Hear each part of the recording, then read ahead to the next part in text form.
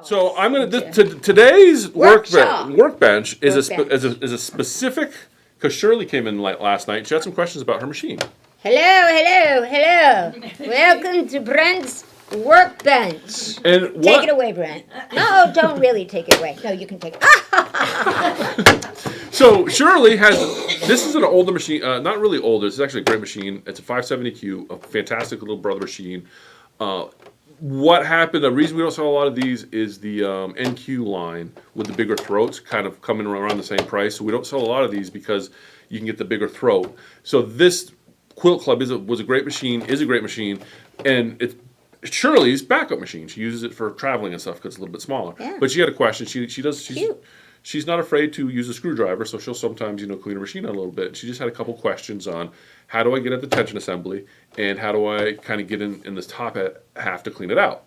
So this isn't your super high-end luminaire, but this is what I'm about to show you. I've gotten into mine. What I'm about to show you is pretty. Of course, that could be why it's not working. Yep. What I'm about to show you is gonna be pretty standard across most of the brother line. The two things I'm going to show you how to get into. One of the first questions is the tension, because sometimes you get your tension kind of messed up and dirty, and it's like, how do I get at it? And that's really easy to get into. All you got to do to get into the tension assembly, because this is your tension up here, is there is a screw right in here, regular Phillips screw. I don't know if you guys can kind of, my hands are in the way. Well, we know you're using a screwdriver. Yeah, well, Right I'm just there. trying to. And this sits in a slot, and this is like now that I have an Okay, audience. Shirley's gonna break your machine. It's just that easy. What is going on? Do we have bats in the attic? It's our neighbors. Sure. So if you lift it from the back, you'll actually see there's a little pin back here that it sits on, and once you get that free, it just slides right out. So what you want to do is just pry this from the back up, and you'll see. I don't know if you can see right here. There's a little pin. This here your sits on that. So all you're doing is prying the back up to get over that pin. I'm thinking, why don't we just leave that piece off so that it's easy for us to thread our machine? Because and if you try to thread it without that on, it isn't easy. it's not easy because you don't know where to put the thread. Because I'm thinking saves. And we haven't cleaned this yet. Shirley brought this in for us to clean and kind of tune. I just grabbed it real quick.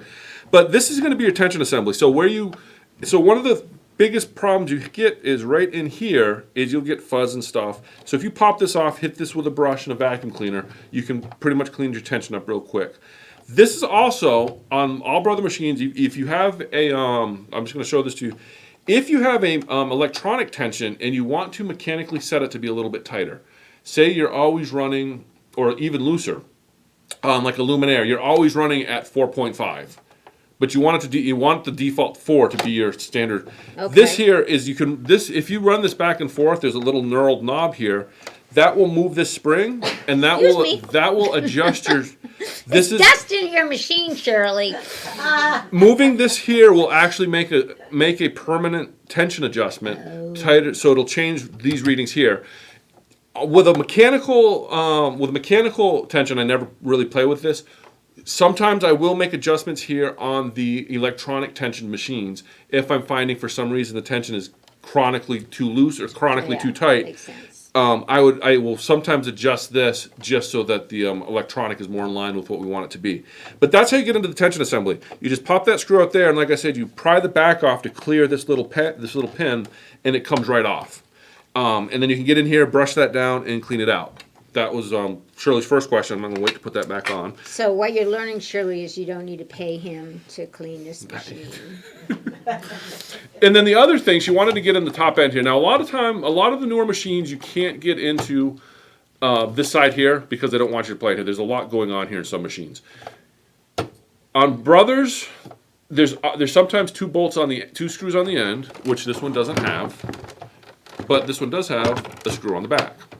If you have a screw on the back, these are really easy. You don't have to take the screw all the way out. You just loosen it a couple turns. So when in doubt, and that just slides take right your off. screws out. Exactly. That's like a wrap. And then that comes off, and then now you're looking at The gizzards. all the gizzards. Now, on this particular model, because the other thing Shirley had asked me is how do I get in here to clean out the take-up lever? And on this particular model, it has the shield on it. You'd have to take the whole thing out? I'm not going to do it right now because it's kind of a pain. But if you'll notice, is a pain getting the screws back in. Oh. There's 2 little screws down here. You take those 2 screws off, and that comes right off. Some of the newer machines, it's actually clipped right in there, and you can. There's a little clip there. You just kind of pry it off the clip, and it'll fall right out. But this one here has 2 screws. If you have a newer model, it's clipped in, and you can see where you just pop the clip in. Maybe I'll demo that at another time. This one is probably more popular than the models that have that.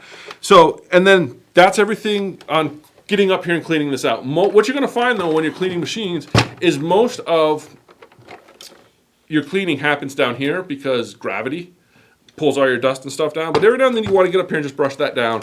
You can. And that's how you do it. Just pop those 2 things off, brush it down, hit it with a vacuum cleaner. The only thing you want... Now that, when you ever use a vacuum cleaner, that makes me nervous because I'm thinking I'm going to suck something out of the machine. I shouldn't suck it out of the machine. Well, if it's loose and it got picked up by the vacuum cleaner, Yeah. it probably shouldn't have been in there. And if it was loose and it got sucked up by the vacuum cleaner, your machine is broken and need to be replaced anyway. Okay. So, All right. Well, so don't be afraid. don't be afraid. Then the only other thing to keep in mind when you're putting this back together is this does have the self-threader mechanism. That's spring-loaded, so it always returns to the top, and that should always line right up with this here. So you shouldn't have to play with that too much unless that somehow got jammed in the down position. But this little doohickey there is just gonna line up with that there. And then you've got this hole here. Oops, I'm on the... That hole there lines up with this pin here to go back on. And you shouldn't have to force this on. This should just kind of line right up and slide right on. I say that. And it slides right on, you're ready to go. And you just tighten that on the back. Now the tension assembly is a little bit funkier to get back on. Ugh, It's not bad, but what you want to do is you usually want to put the front end in first. Funky monkey. So you just kind of slide that on, but you can see I'm still kind of up in the air. And you just got to kind of make sure that slides back and sits onto that pin that we had to pry it off of.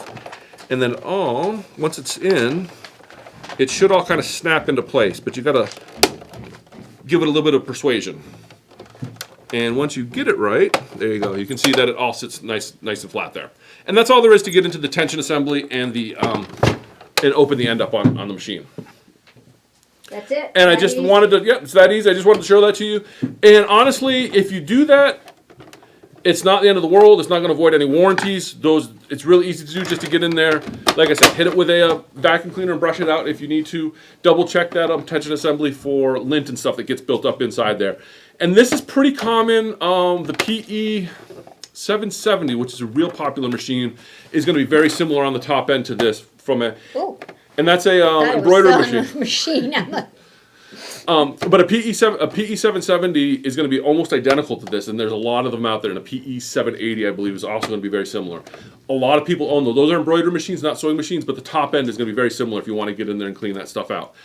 And like I said, there's a host of brother machines that are very similar. What I just showed you holds true for just about any machine that has a screw right there. So that's the workbench for the day.